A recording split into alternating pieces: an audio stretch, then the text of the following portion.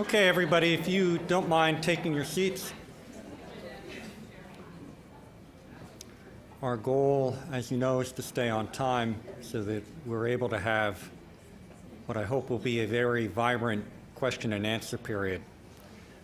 With no disrespect meant to the people who preceded us or who will follow us, I'm very proud to be part of a panel that I think will be one of the highlights of this workshop, where we look at integrating pediatric palliative care, ensuring child and family well-being along the continuum. All of us, all of the panelists, myself included, have no conflict of interest to disclose, any financial interests, and we don't intend to be discussing off-label uses.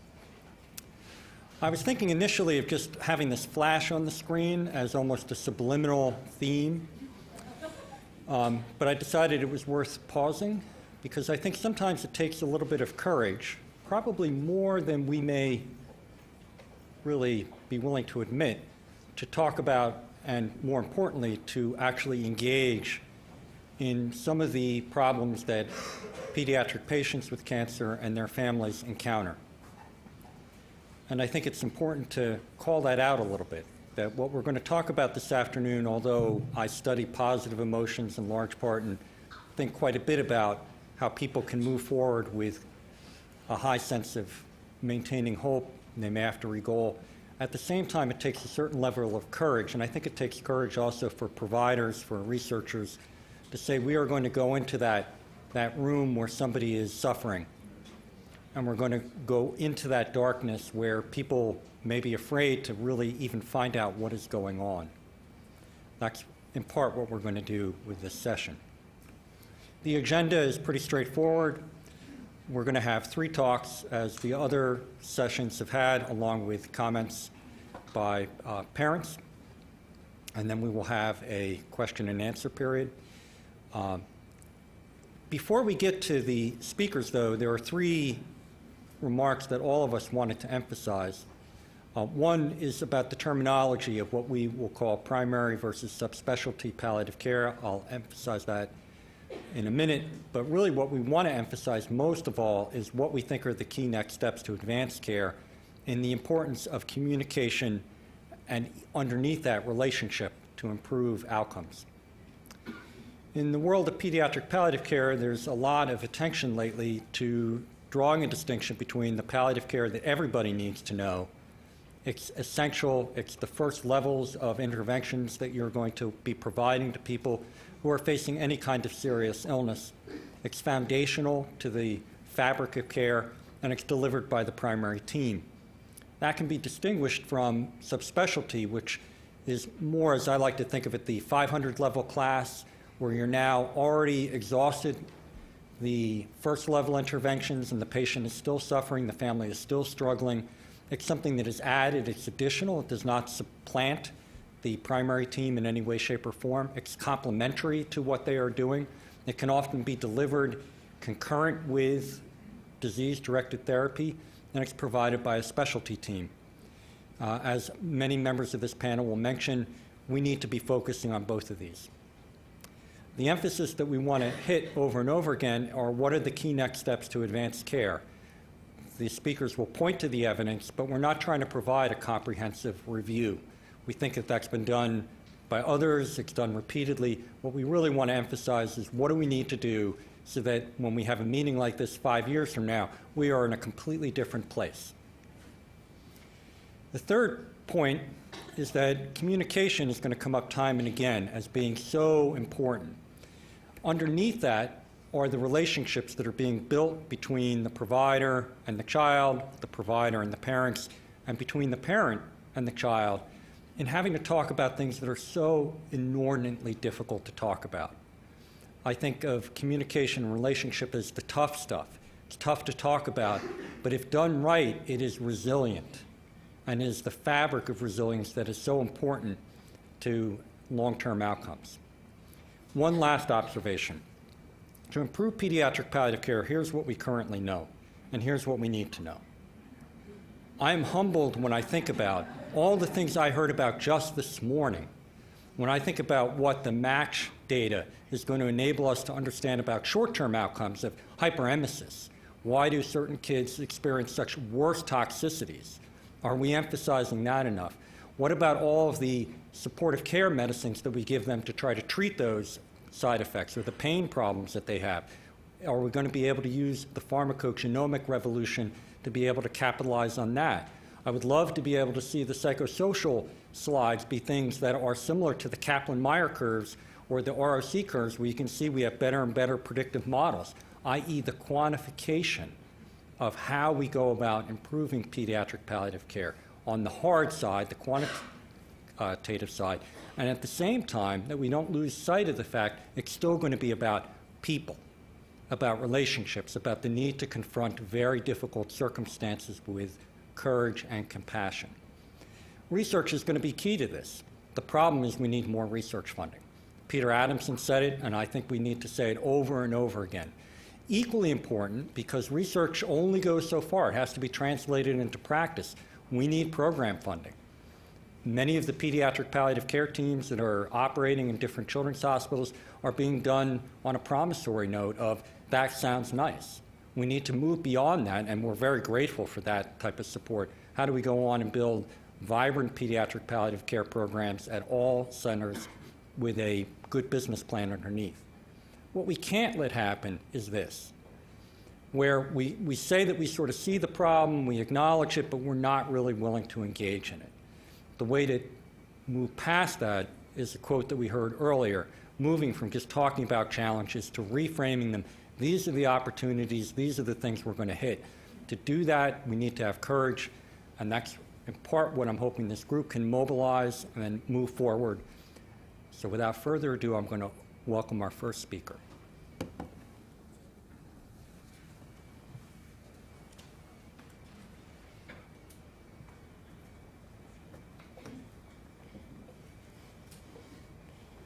Thank you, Rebecca and Joanne, and inviting me to participate in the workshop planning, and for being here today, and for so many familiar faces, and I welcome all the new faces as well. In the next 20 minutes, I'm going to review some historical information and to describe critical components of pediatric palliative care, focusing on what the data has informed us. I'm going to address barriers to pediatric palliative care integration and current initiative, as well as some suggested action steps. So to start with some history. Before the 1970s, as this picture illustrates, there was tremendous secrecy surrounding the cancer diagnosis and prognosis. In fact, researchers reported that until the age of 10, fatally ill children were not aware of what was happening to them and didn't experience anxiety about death. This changed with two seminal reports. The first by Eugenia Wechsler, who looked at 4 groups of hospitalized children and found that the total anxiety scores of the children with fatal illness were twice as high as the scores of the other hospitalized children. And in projective testing, they discussed loneliness, separation, and death much more frequently. The next was by Myra Blubant-Langner, who confirmed that not only do children know that they are dying, they tried to protect their parents, and they develop an elaborate ritual of what she termed mutual pretense. And so by the mid-1970s, it was no longer an issue to tell a child or not whether they have cancer, but rather how to tell, when to tell, and who should do the telling. At the same time, in the United States, in 1974, the first home hospice program opened, as well as the first hospice incorporated into an existing medical center. And the concept of palliative care evolved from the hospice philosophy. But the definition really hasn't changed that much over time. The science and art of lessening physical, psychosocial, emotional, and existential suffering. By the mid-1980s, due to the success of combination chemotherapies, psychosocial studies were able to be conducted with childhood cancer survivors. And here we learned that the children, their parents, and siblings felt that the cancer diagnosis should be shared with the child early on, and they began talking about shared decision-making. But do children with cancer suffer? And this is when it gets awkward to be presenting Dr. Wilson.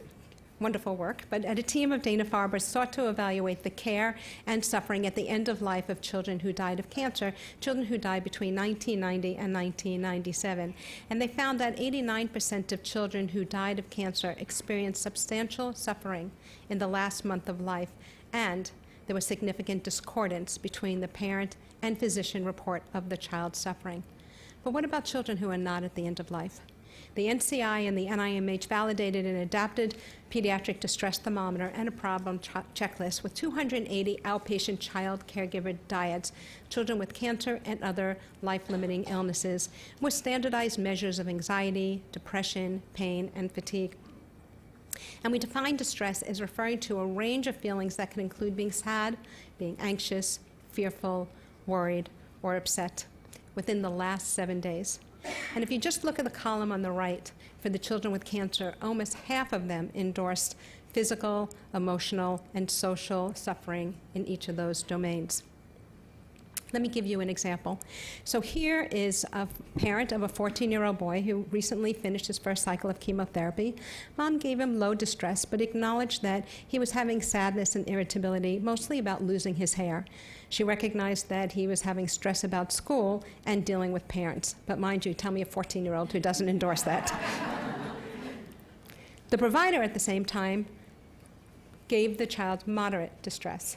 And at the same time, the child gave himself high distress. And in addition to it, the mom endorsed. He talked about being worried, frightened, angry. He talked about pain, difficulty sleeping, difficulty walking. Talked about being distant, feeling distance from God, and his loss of faith.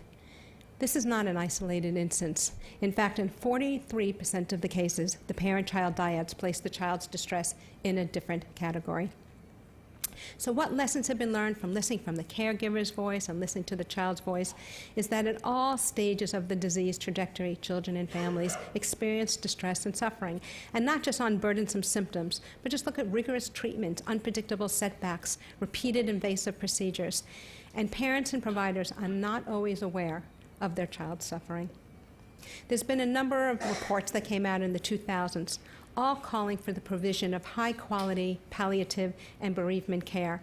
And while the definition of palliative care, again, the science and art of lessening physical, psychosocial, emotional, and existential suffering really hasn't changed, healthcare providers have been slow to implement these recommendations for pediatric palliative care integration. There's been some recent important progress.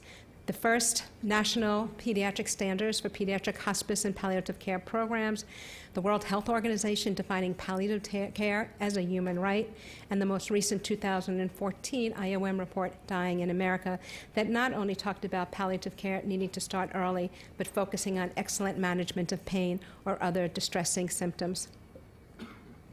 Their lovely report by Dr. Kassem and Wolf and colleagues classified barriers to effective delivery of pediatric palliative care in two categories: ineffective communication between healthcare providers and families, and resources not aligning with patient and family needs. So for the rest of my time, I'm going to give examples under each of these with some potential action steps, starting with education, which you'll be hearing more about from Dr. Wolf. We know that the majority of healthcare providers lack formal education in palliative and end-of-life care for children. And in a recent review by an AYA brain tumor survivor, a trainee, and a trainer, the specific areas that were noted needing training was in communications, what Dr. Mack will speak about, specific developmental techniques, pain and symptom management, sensitivity to cultural and spiritual beliefs, grief and bereavement care. So the recommendation is core competencies to be implemented in these areas, but not only in schools of medicine. There's data to support these are needed in schools of nursing, social work, psychology, and counseling. There's some very good news, which is the rapid expansion of pediatric hospice and palliative medicine programs, and HPM now becoming an official medical subspecialty. The next is the ongoing misconception about what is the essence of palliative care and the power of perception.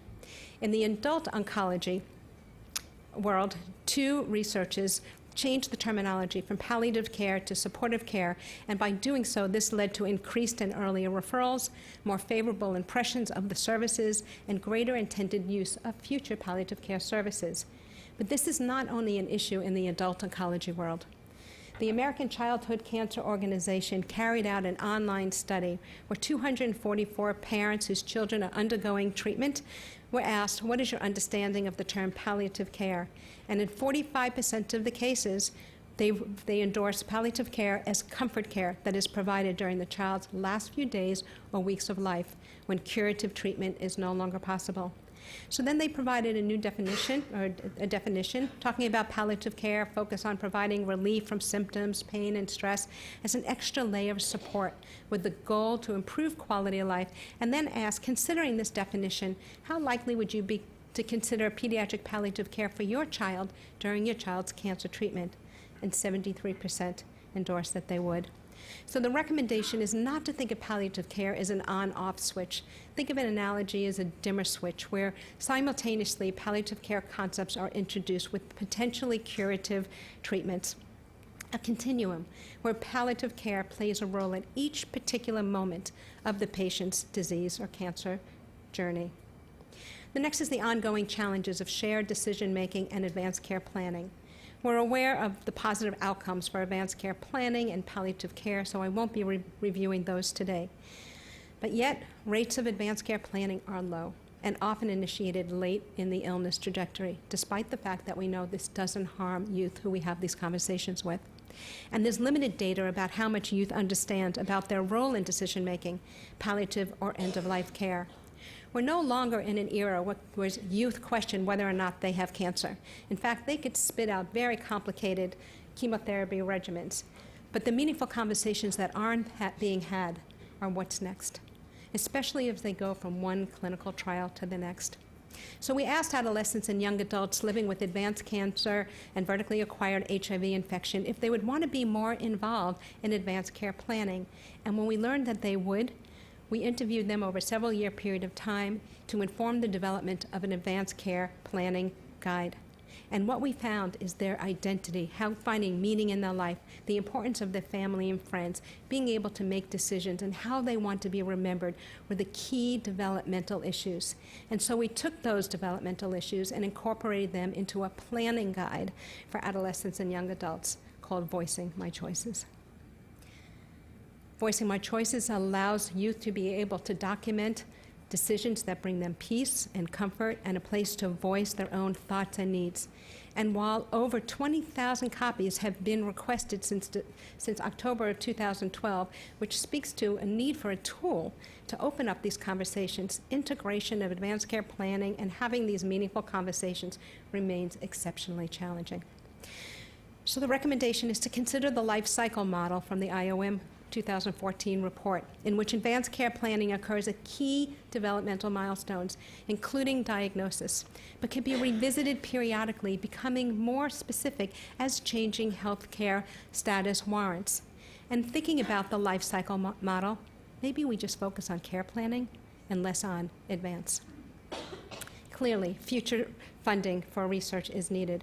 We don't really know how these choices may change over time. We need to be able to ensure that preferences are heard, they're understood, and perhaps most importantly, that they're honored. And next, to be able to look at resources that may not align with patient and family needs. And he'll give you two examples. Children die in different locations, we know that, and it's wonderful that most of over 3,000 hospices in the U.S. will now consider accepting children. In the U.S., there's a dearth of freestanding pediatric inpatient hospice programs. The first opened in 2004 in California. And if anyone ever has the opportunity to go to Sydney, Australia, I really recommend that you go visit Bear Cottage. It's a facility that provides services to a child and family throughout the disease course. It could be respite care. They have programs for siblings. And for those parents who just don't want their child to die in the hospital, but don't feel that they could be able to have their child die at home, it's another option. And Drs. Kassam and Wolf and colleagues looked at this issue in Canada. The recommendation is that we look at this issue in the United States to be able to see what the need may be, what patient and family preferences may be, and cost and psychosocial benefits for different locations of end-of-life care. And bereavement. The death of a child has a profound and lasting impact on the entire family. Bereaved parents are at increased risk for prolonged grief, isolation, potential economic and health decline, behavioral health, and emotional concerns. In a recent study, multi-center study, where 120 parents whose child died between 6 months and 6 years ago of cancer were interviewed, and 40% of the parents expressed need were not receiving the services. A little over a third were receiving services, but they dropped out because they felt like the therapist couldn't understand. There are a number of emotional logistical barriers that speaks to potential role for telemedicine, and 47% express a need 2 to 4 years post-loss.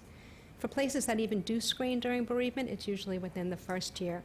So for all of you who know me, the recommendation will not be surprising, that our healthcare system needs financially sustainable continuity of care models that begin before the child dies, interventions for the whole family that extend at least through the second year post-loss. So what do we know?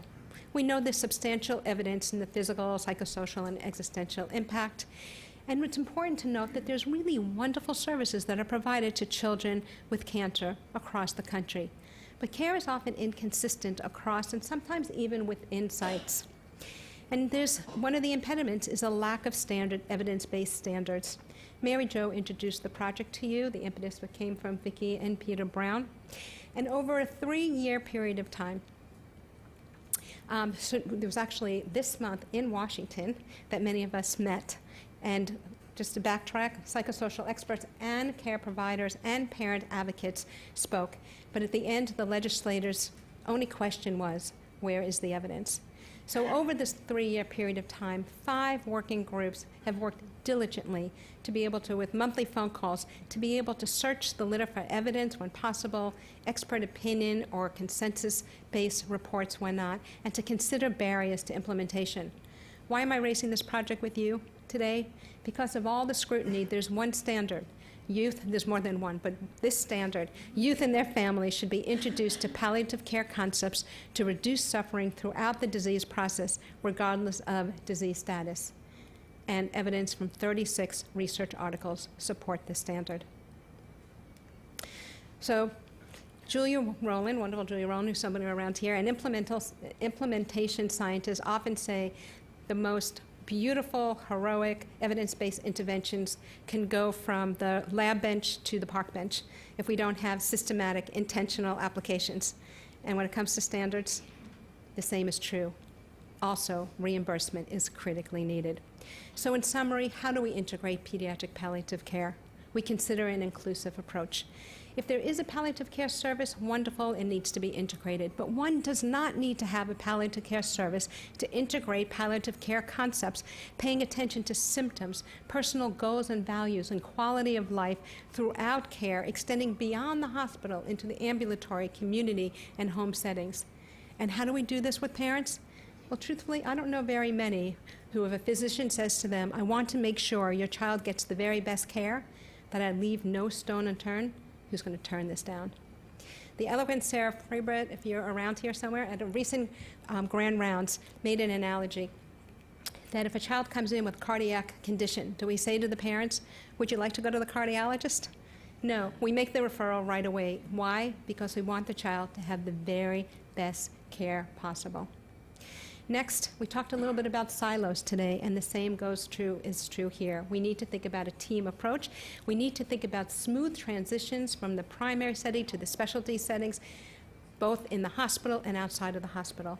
There are wonderful psychosocial providers, nurses and psychologists, psychiatrists, child life specialists who provide excellent care throughout the disease trajectory into survivorship. But we can't work in those individual silos. We will get absolutely nowhere. There is plenty of work for everyone, and truthfully, we're better together. And finally, there's never going to be enough resources to meet all healthcare needs. We need to set priorities in terms of the type of palliative care strategy according to both affordability and sustainability, along with aligning patient and family needs. And no matter what we do, programs that we develop, rigorous prospective research and quality improvement projects are needed. And not only what I covered today, but what you're going to be hearing from the rest of today and all day tomorrow. So what is the take-home action steps? Great services are provided, but let's raise the bar and really be inclusive in terms of palliative care concepts. We need to improve communication, which we'll hear about next, to be able to align those resources. Evidence-based standards are needed, but just as important are the policies to help implement them, and for all of this, funding is needed. You know, I look through the roster of the people that are speaking and all of you in the room. There's such tremendous passion for childhood cancer. So we not only have an opportunity, we have a responsibility to make a change, and there's no better time than now. I thank you for being here, but I particularly thank my teachers, the children, and my earliest mentors, Dr. Jimmy Holland and Phil Pizzo, without whom I wouldn't be here today.